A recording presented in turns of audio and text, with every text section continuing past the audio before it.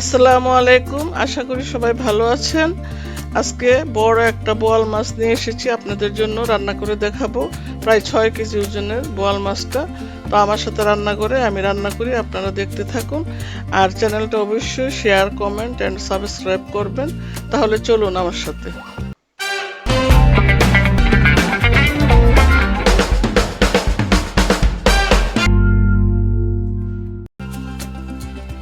মাছটা কিন্তু অনেক বড় ছিল, বলেছি আপনাদের 6 কেজির জন্য। তো আমি এখানে এই তো 5 পিস মাছ দিলাম, কারণ অনেকগুলি মাছ রান্না করলে খাওয়া হয় না। এই মাছটা আমরা প্রায় 2-3 দিন খেয়েছি।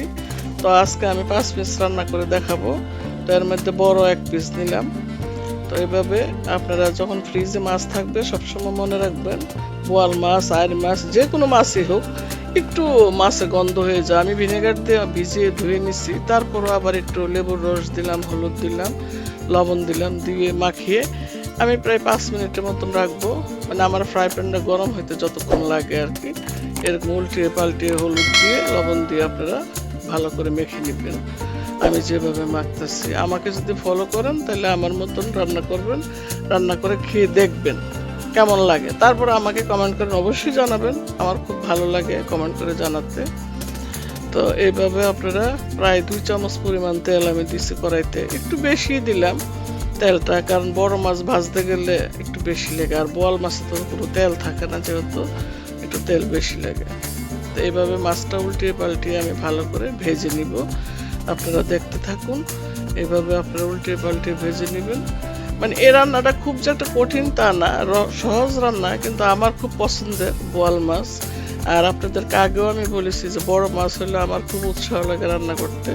এই জন্য আপনাদের সাথেও শেয়ার করি আর কি, যে আমার রান্নাটা, আমার পছন্দের যে মাছগুলি আর কি, এগুলি আমি শেয়ার করি। যেমন বোয়াল মাছ, আইর মাছ, বড় চিতল মাছ, এগুলি আমার খুব মানে ভালো লাগে। আর বিশেষ করে আমাদের এলাকার মাছের নাম আছে, মানে বিখ্যাত আমাদের এলাকা ব্রাহ্মণবাড়িয়া, আমাদের মেঘনা নদীর মাছ অনেক টেস্ট। তো নদীর মাছ যেহেতু, এই জন্য আপনাদের সাথে আমি সবসময় শেয়ার করার চেষ্টা করি। আর এই যে দেখুন, আমার কিন্তু মাছ 2 পিটি ভাজা হয়ে গেছে।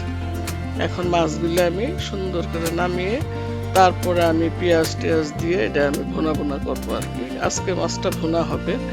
আর এর আগে আমরা কষিয়ে খেয়েছি। আমরা কিন্তু গোটা মাছটা আমাদের দেশে সম্পূর্ণ মাছ একদম এলাচি দারচিনি দিয়ে কষায় রান্না করে 2-3 দিন খাবে। এই মাছ আমরা যখন ছোট ছিলাম তো দেখতাম যে একদম মানে সবটা মাছ কষায় চাচিরা রান্না করতো, অনেক মজা লাগতো। আমি কিন্তু এখানে কাটা পেঁয়াজও দিলাম, তারপরে ক্রাশ করা পেঁয়াজ দিলাম, প্রায় হাফ কাপের মতন পেঁয়াজ বাটা দিছি। পেঁয়াজ বাটাটা দিলে হয় কি, মানে ঝোলটা একটু ঘন হয় আর খেতেও ভালো লাগে। তারপর আমি রসুন বাটা দিলাম, আদা বাটা দিলাম 1 চামচ করে, দিয়ে মশলাটা ভালো করে আপনারা ভুনবেন। আপনারা দেখতে থাকুন আমি কতক্ষণ ভুনি। এরকম ভাবে 5-7 মিনিট আপনারা ভুনা ভুনা করবেন। একটু হলুদ দিলাম, তারপর আমি একে একে মরিচ দিব, ধনিয়া গুঁড়া দিব, জিরা গুঁড়া দিব পরিমাণ মতো, ছোট 4 চামচ 1 চামচ করে দিলাম। তারপর লবণও দিয়ে দিলাম, দিয়ে আমি যে এখন ভালো করে কষাবো। আর বোয়াল মাছ আপনারা সবসময় টমেটো দিবার চেষ্টা করবেন। এখন তো সবকিছুতে আমরা টমেটো খাই, তারপরও বোয়াল মাছে অবশ্যই টমেটো দিবেন, দিয়ে ভালোভাবে কষাবেন।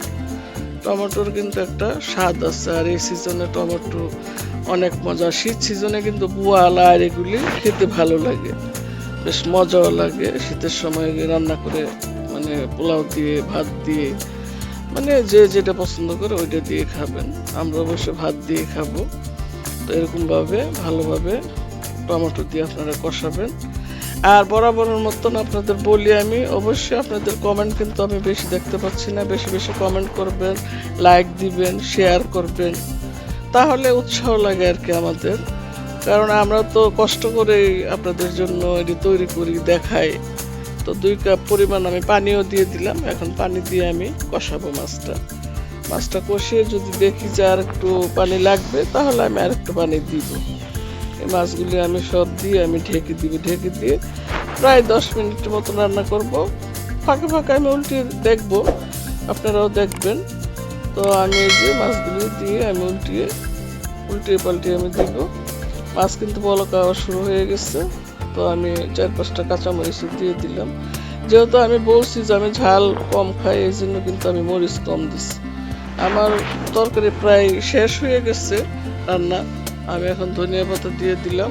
আমি সুন্দর একটা ডিশে নামিয়ে পরিবেশন করব। আপনাদের সবসময় আমি বলি যে সুন্দর একটা ডিশে পরিবেশন করবেন, পরিবেশনটা যাতে সুন্দর হয় আর কি। এই যে দেখুন। তো আল্লাহ হাফেজ, আপনারা দেখতে থাকুন আর ভালো থাকবেন, আমার জন্য দোয়া করবেন। নেক্সট আবার কোনো রান্না নিয়ে আপনাদের সামনে হাজির হয়ে যাব। এই যে মাছটা সুন্দর করে এরকম পরিবেশন করবেন। তো ভালো থাকবেন সবাই।